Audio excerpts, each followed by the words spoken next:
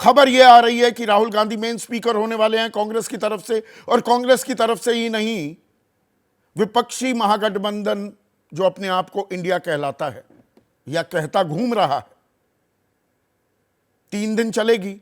इसमें बहुत सारे सवाल जवाब होने वाले हैं। लेकिन यह चीन से यारी किसकी है, यह अपने आप में बहुत अहम सवाल है। चीन हमारा दुश्मन नंबर 1 रहा है, अब से नहीं दशकों से। 42,000 वर्ग किलोमीटर जमीन तो 1962 में कब्जा ली थी, कांग्रेस का राज था, इस बात से कोई इनकार नहीं कर सकता।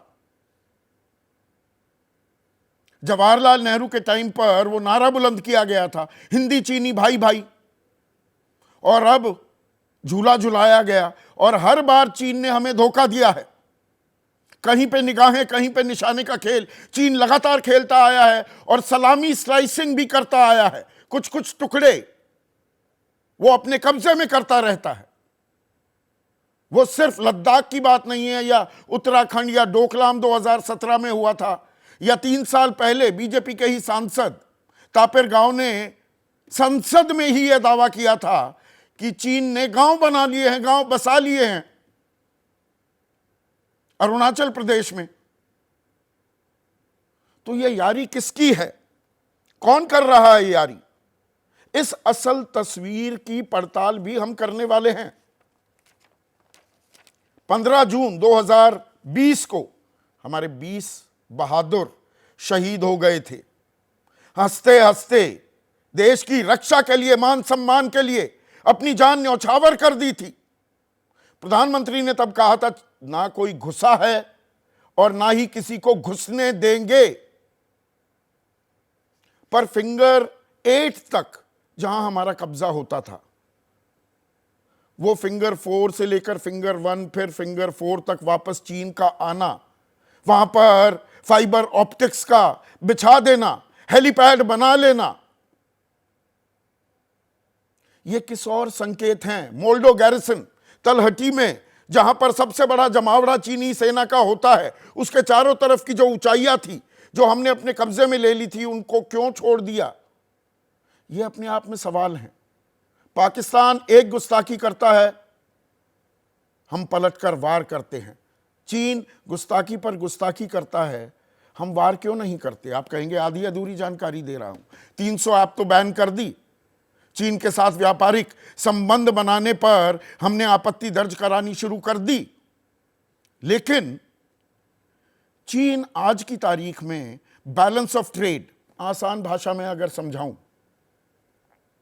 हम कितना माल बेचते हैं, यानी कि चीन को कितना हम सामान देते हैं, एक्सपोर्ट करते हैं, 1,22,000 करोड़। और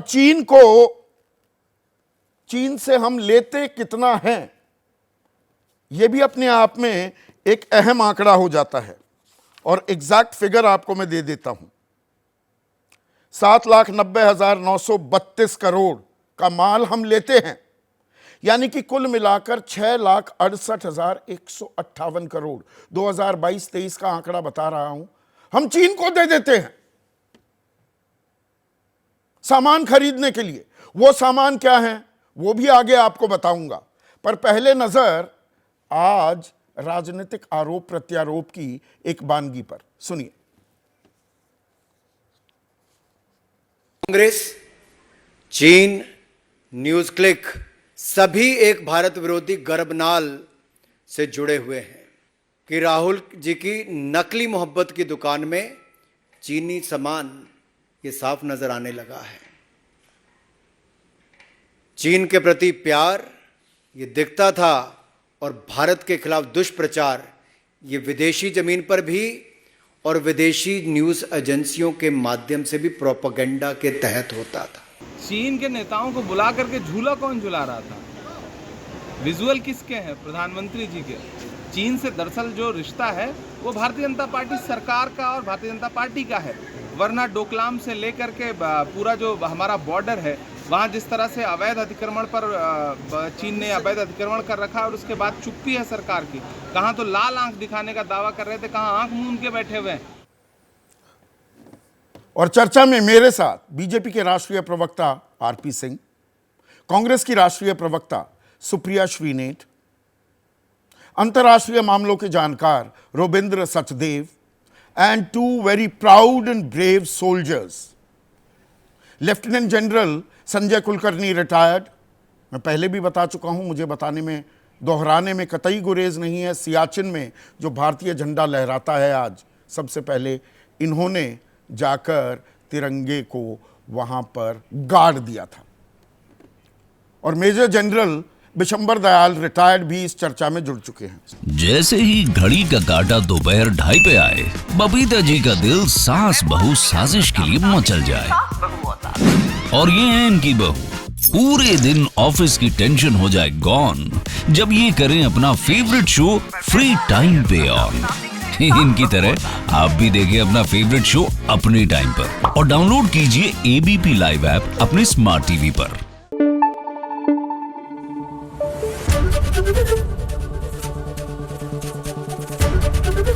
एबीपी न्यूज आपको रखे आगे।